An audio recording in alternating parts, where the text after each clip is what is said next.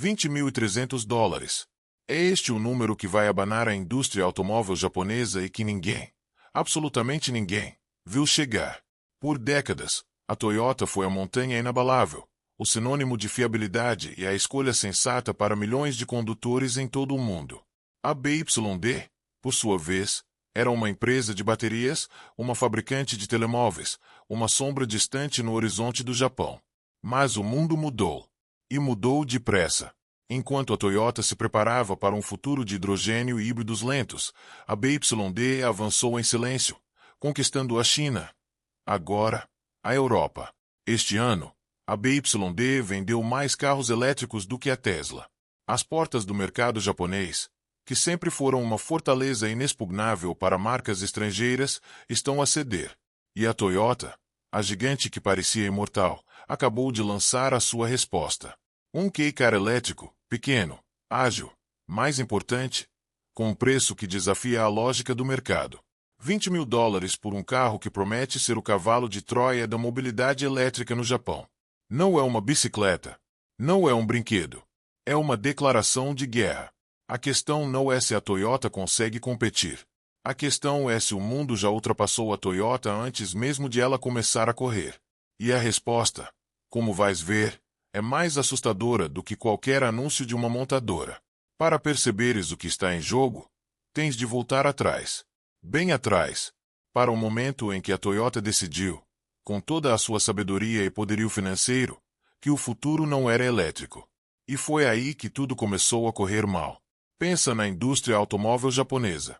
Pensa na confiança que depositamos num carro Toyota. Achas que uma empresa deste calibre pode errar o rumo de uma década? Esta é a história de como um gigante foi acordado pelo barulho dos motores elétricos do vizinho. E o que vai acontecer a seguir pode mudar para sempre a forma como vês os carros. Mas antes de revelarmos o verdadeiro impacto deste veículo, precisamos de entender o erro que quase condenou a Toyota ao esquecimento.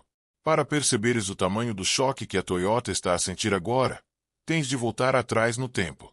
Não para 2020, nem para 2015. Volta a 1992. Foi nesse ano que a Toyota começou a desenvolver o primeiro carro movido a hidrogênio. 34 anos de investigação, milhares de milhões de ienes investidos e uma convicção profunda. O futuro era o hidrogênio. Enquanto a Tesla construía os primeiros Roadsters e a BYD ainda fabricava baterias para telemóveis, a Toyota já tinha uma visão. O problema? A visão estava errada. E o mundo não esperou. Em 2023, a BYD vendeu mais de 3 milhões de carros elétricos. A Toyota, nesse mesmo ano, vendeu 145 mil. Uma diferença de mais de 20 vezes. A Toyota não perdeu por falta de tecnologia. Perdeu por teimosia. Por acreditar que o híbrido e o hidrogênio eram a resposta. Enquanto os chineses construíam fábricas na Hungria, no Brasil, na Tailândia, na Indonésia e no Uzbequistão. E agora, quando finalmente acordou, o comboio já partiu. Ou será que não? A viragem aconteceu no início de 2026. A Toyota registrou um aumento de 3.300% nas vendas de veículos elétricos no Japão. 3.300%. De 212 carros vendidos no primeiro trimestre de 2025 para mais de 7.000 no mesmo período de 2026. Parece um milagre? Não parece? Mas não é. É uma jogada política calculada ao milímetro. O governo japonês aumentou o subsídio máximo para carros elétricos para 1.300.000 ienes, cerca de $8.300. E a Toyota posicionou o seu BZ4X para receber esse subsídio na totalidade. O resultado? Um carro que custava quase 5 milhões de ienes passou a custar 3 milhões e meio. O preço caiu. As vendas dispararam. E a BYD? A BYD ficou a ver, porque o carro chinês, o Haku que acabou de lançar, só recebe 150 mil ienes de subsídio. 150 mil, contra 1.300.000 da Toyota. Sabes o que isto significa? Um comprador do Haku paga, no final, 530 mil ienes a mais do que alguém que compra um Toyota BZ4X. Mesmo que o Toyota seja mais caro na etiqueta, o subsídio anula a diferença. A conta não fecha. E a BYD está a pagar o preço de ser estrangeira num país que protege os seus campeões nacionais. Mas há um número que devia assustar qualquer um. A BYD vendeu, em 3 anos e meio no Japão, 10 mil carros. 10 mil. Em 3 anos e meio. A Toyota vendeu quase 7 mil só nos primeiros 3 meses de 2026. A diferença não é de estratégia. É de sistema. A BYD construiu 77 lojas no Japão. A Toyota tem uma rede de concessionários que cobre cada aldeia, cada rua estreita, cada canto do arquipélago. E, mais importante, a Toyota tem o governo do seu lado. O sistema de pontuação que define os subsídios japoneses não olha apenas para o carro. Olha para a infraestrutura de carregamento, para o trabalho humanitário da marca, para a presença local. A BYD instalou carregadores rápidos em todas as suas lojas. Pontos, 0. O ministério japonês não explica por quê. O presidente da BYD no Japão, Atsuhito Fukuji, foi claro: estamos em desvantagem esmagadora. Se a razão é apenas porque somos um fabricante chinês, então quero que o digam.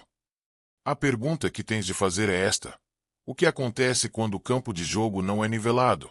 E o que acontece quando a Toyota, com todo o seu poder, finalmente decide usar as armas que sempre teve? A resposta pode ser mais assustadora do que imaginas. Porque a Toyota não está apenas a defender o seu território. Está a atacar. O que estou prestes a revelar nunca foi contado desta forma. Se ainda não está subscrito, faz isso agora. É exatamente este tipo de história que trazemos todas as semanas. Vamos aos números. Em 2025, a BYD vendeu 3.731 carros no Japão. 3 anos de trabalho, 77 lojas construídas, uma estratégia paciente de penetração no mercado que sempre foi uma fortaleza. A meta era ambiciosa: 10 mil carros por ano. Parecia possível. Mas aí chegou 2026. E o governo japonês reescreveu as regras do jogo. O novo sistema de subsídios do governo central, que entrou em vigor em abril de 2026, é uma obra-prima de engenharia protecionista. O teto máximo para um carro elétrico comum subiu para 1.300.000 ienes. Para um Kei-car elétrico, o máximo é de 580.000 ienes. Mas atenção, estes valores não são para todos. São para quem merece. E quem decide quem merece? Um sistema de pontuação de 200 pontos, dividido em 6 categorias: infraestrutura de carregamento, estabilidade no fornecimento de baterias e minerais críticos, medidas de cibersegurança, sistema de reparação e outros critérios. Price Technical é político, porque a Toyota, que há anos domina a rede de concessionários japonesa, recebe a pontuação máxima. A BYD, que construiu os seus próprios carregadores e trouxe a sua própria tecnologia, recebe 15 milhões de ienes. Queens, contra 130 da Toyota. A diferença é de mais de 8 vezes.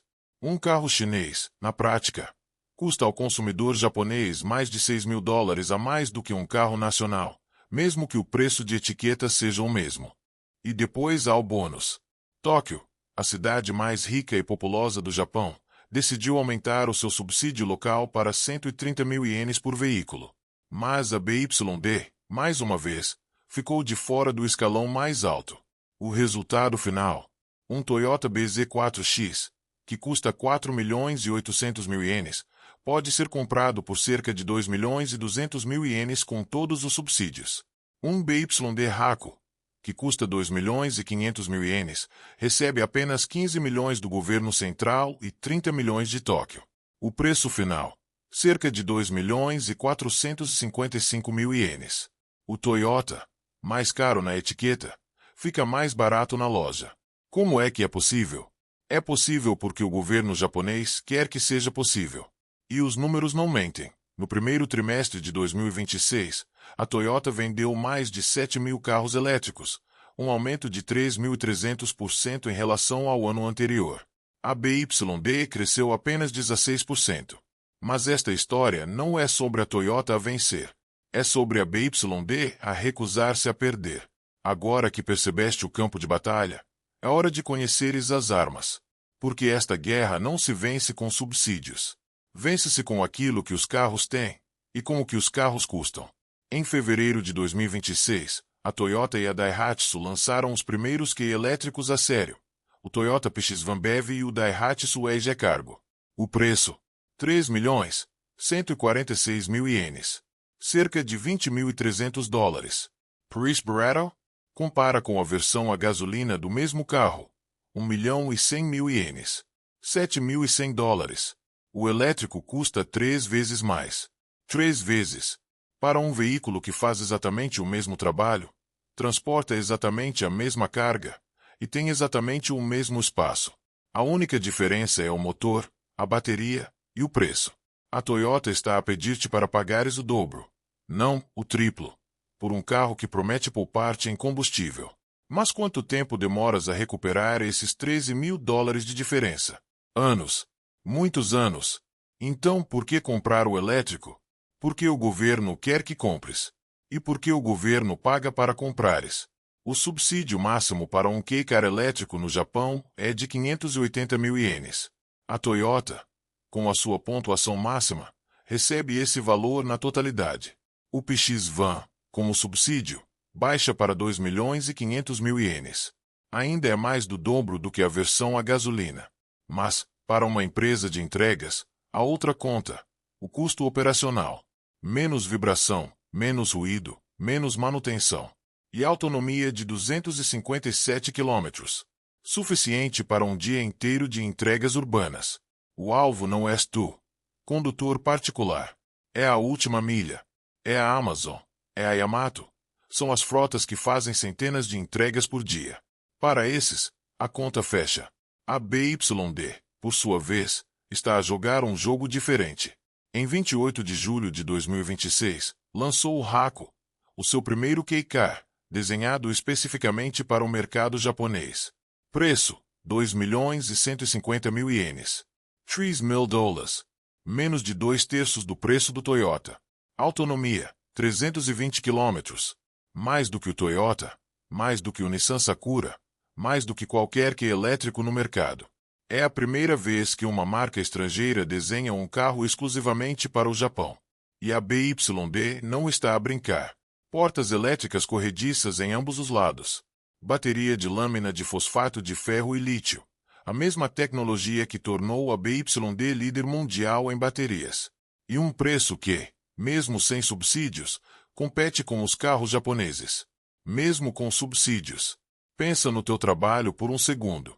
Pensa nas pessoas à tua volta. Pergunta a ti mesmo: quanto tempo falta para isto chegar até ti? Porque já está mais perto do que imaginas. A questão não é se o Haku é melhor. A questão é se o Haku consegue sequer ser comprado.